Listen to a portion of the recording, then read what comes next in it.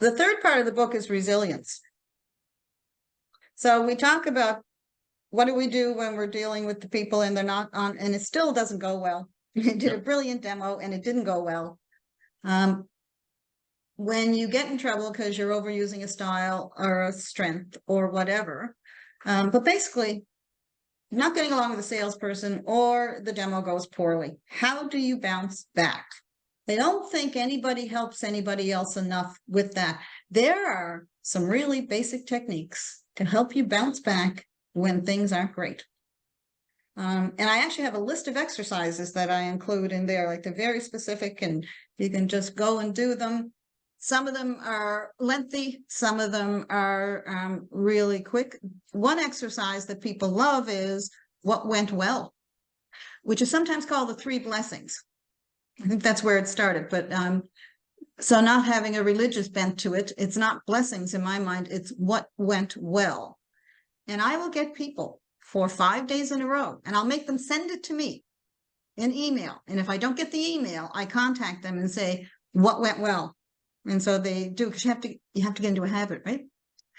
So what went well means pick out 3 things today. What went well? So, my audience was engaged. The other part would be, what did I do to contribute to it? And I don't care if you even come up with, I was just lucky. Okay, well, what you did was you were in the right place at the right time. Good for you. You're prepared to be lucky. What can I do to get more of that? And that's the part you have to really think about the fact that it went well. I had something to do with it.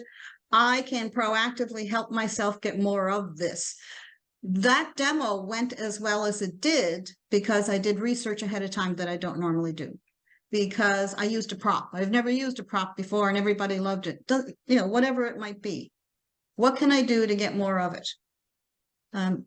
And people have told me that simple thing has totally settled them down and made them feel more positive about themselves or a situation.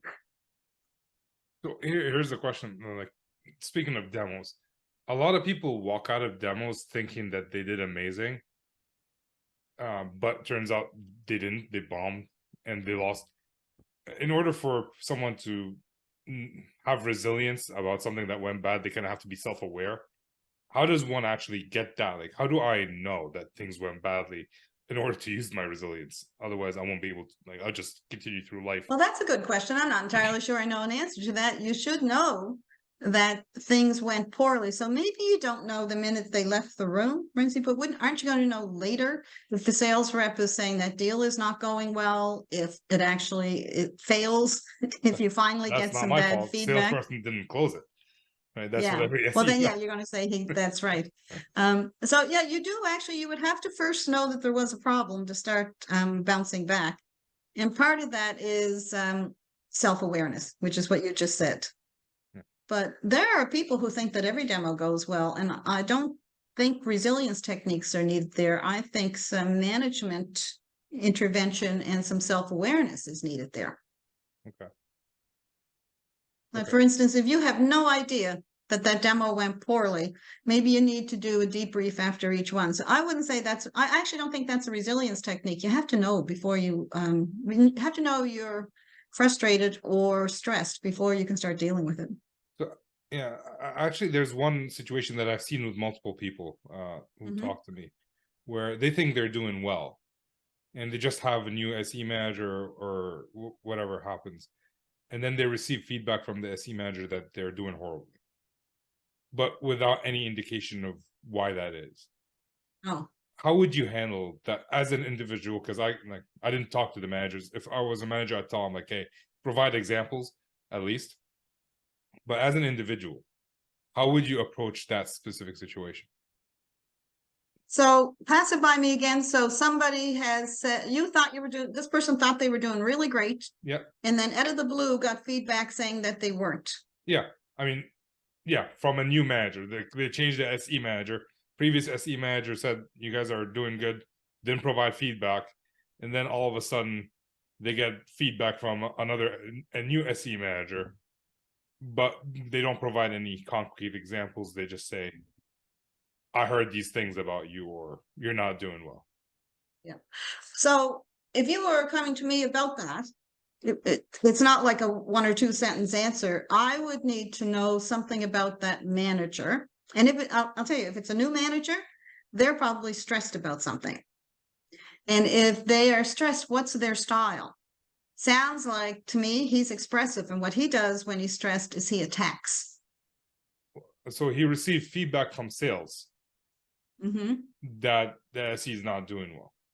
Oh, okay. So it was sales that wasn't happy with them.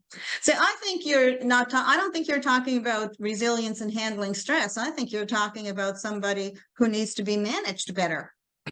Well, I find that part of resilience is to be able to get your manager to, like, you just received bad news about yourself. How do you handle it? Oh, okay. Yeah. So, yeah. And in there, I have a number of different techniques. And so a big one, and I would follow this one. So it is bad news. I thought I was doing great. The adversity, it's the ABC method. A is adversity. The adversity is, I just found out that I'm not doing as well as I thought. I just got bad feedback. The consequences, that's the C.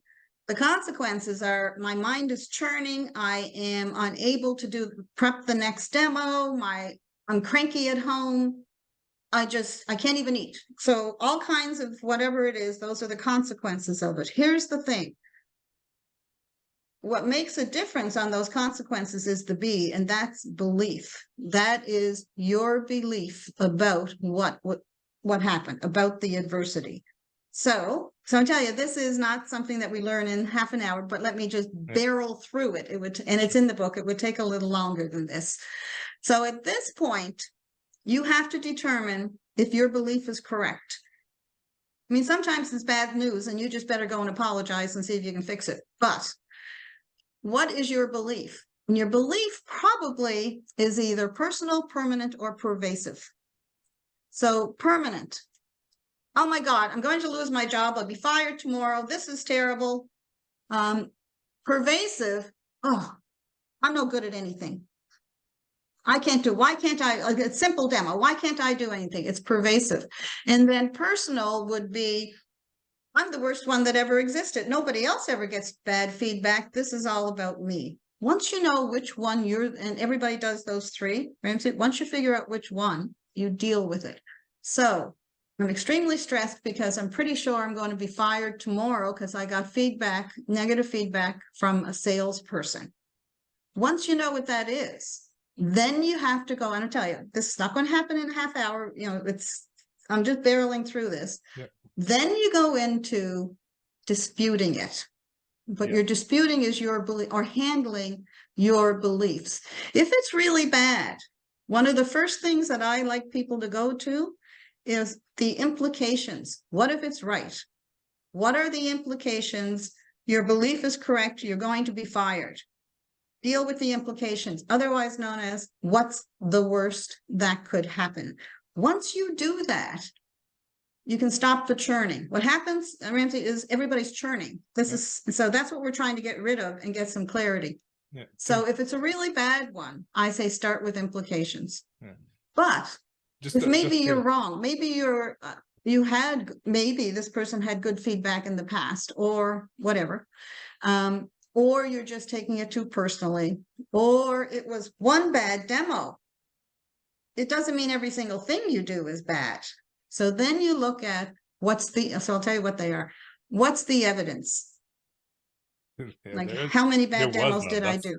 That's the problem. Mm-hmm. By the way, what you were saying earlier reminds me a lot of Tim Ferriss's fear setting. It's kind of like goal setting, but fear settings. Like, what's the worst that could happen in this situation? Yes. So yeah. But sometimes fear setting is a great thing to do. So I love it. So what's the evidence? And remember, not everything turns out okay, but most of the time it does. So the evidence would be things like the last sales manager liked me. There's actually a new SE, our new AE, and maybe he needs something different. What I should do is go right to him and say, I understand you didn't like that last demo. John Smith liked it. Let's talk about what you'd prefer to see. Something like that. So that's what can I do? One of my favorites is alternates. These are all in this one technique. So alternates really could be seen as reframing. So you're trying to change your churning mind to start, right? That's what you're trying to do here first. That's what stress is, causes you to churn and your stomach is sore and all that kind of stuff. And you can't deal with this until you get rid of that. So alternates mean look at it a different way. So put a different sentence on it. And if it's your situation where this this new pre-sales new guy told me that the sales team doesn't like the way I do demos. Oh my God, they hate my demos. You can change that to something like, I see I have some areas to fix. I've fixed things before, I'll fix this one too. And you have to deliberately make yourself say them, write them down if needed, even though you don't believe them in the moment. Because you won't, because your mind is churning and you're on this really negative thing. So work out the evidence. You can work out alternates. You should deal with the implications. How bad is it and what will happen if this bad thing does happen? And by the time you work through those things, and the other one, well, sometimes you want to just distance yourself. You're all upset. So distance is one. Distance can be just walking out of the room. It can be going outside for a while. It can be taking a vacation. For some people, that's not a bad idea. But generally speaking, we look at alternates, we look at evidence, we look at what are the implications, and then we look at what's good about this stress. I hate hearing that I didn't do good demos. I hate this new guy. I never heard that before, when in fact, the real thing is, thank God I found out. I thought I was doing, so that's a little bit alternates, but it's also understanding that some stress can be good. I hate this stress. If I hadn't known that this was happening, I would just be barreling through until it was too late. So now I know that I should sit back, and then you can think about what should I do. And then if you were coming to me for coaching, I would say, let's talk about what that person is like. How should you approach them? Should you approach them? And we'd go from there. So that's why I wrote the book, is because those things that you're bringing up happen all the time. Yes, they do. And until you get your mind not churning, you can't deal with them. And in order to deal with them, you have to know something about yourself and the other people. You have to know something about what strengths you can use and what strengths they have. And it's not easy to get rid of stress. So, you know what I love about your answer? When I asked the question, I was expecting something to the effect of, oh, go tell the manager this and work through that and whatever. But you didn't even talk about that yet, because you wanted Not to know yet. more about the manager. You did provide a very good answer, or a very lengthy answer, all about how you can handle it personally and basically process it personally. Yes. Before you even saw like, I don't think many people talk about that. Like how That's to understand things. I'm sorry, go ahead. No, I'm saying that's why it's a secret. Yeah,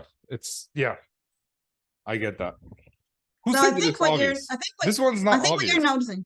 No, it's not obvious. It should be, but it's not. I think what you were just saying there is what I find all the time, which is, as long as our minds are churning, we cannot have clarity on a situation, and without clarity, we cannot address it. So I always take people through these first steps. Let's unchurn your mind to start. Yeah. Let's understand yourself and the people that you're dealing with. And then let's sit back and see, can this be fixed and how should you go about it? I like that.